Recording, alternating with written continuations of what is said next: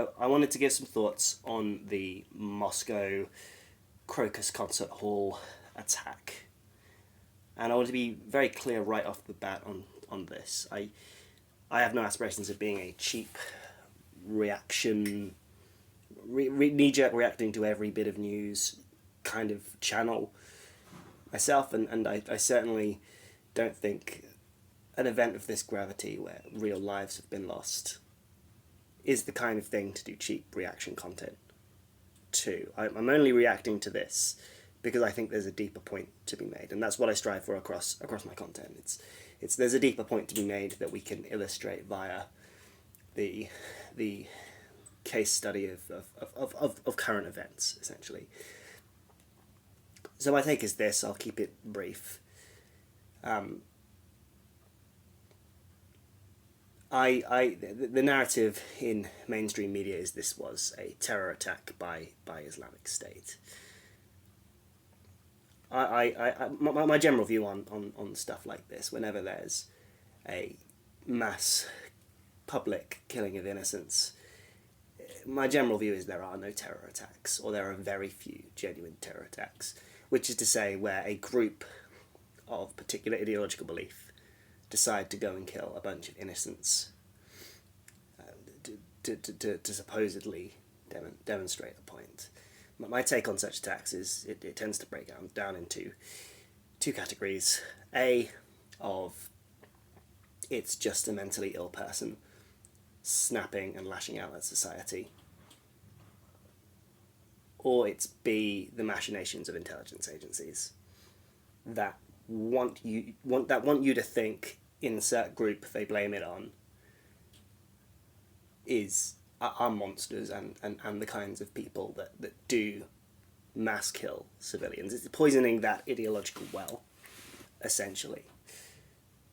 And the reason I think that is because that's the effect it has. I just don't see overwhelmingly a situation where a group of insert ideological belief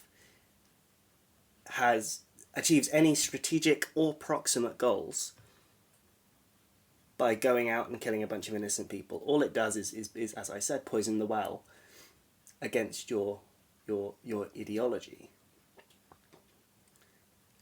And the general wisdom I think on this is whichever mainstream propaganda, do you call it propaganda in times of war, you just call it news in quote-unquote peacetime, whichever outlet or series of outlets that support whichever ideological view come out and immediately push a narrative of it was this group, aren't they monsters? Generally speaking, intelligence agencies aligned with that, with the ideological views of that outlet did it. That's my view. If whoever's really quick to come out and say, see, aren't this group monsters? Those intelligence agencies, the associated intelligence agencies to that interest did it, is my view.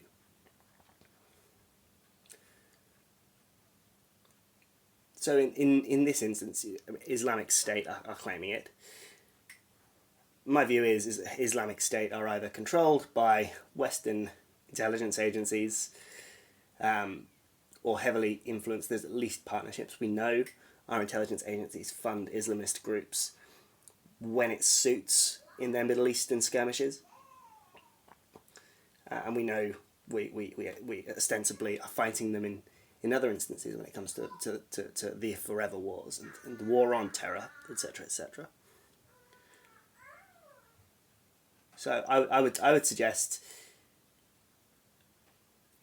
if you look at what mainstream Western outlets are saying about this attack, it's the main thing they're saying is Putin losing his grip on power. It's the narrative of Putin says, give me loyalty and I will give you security, falling away. And that's what this is all about. It's attempting to show Putin is, as a strong man, is losing his grip. He can't give you security. He's not in control. The one thing you want of a strong man, which is orderliness, safety, he's not doing that. That's my view.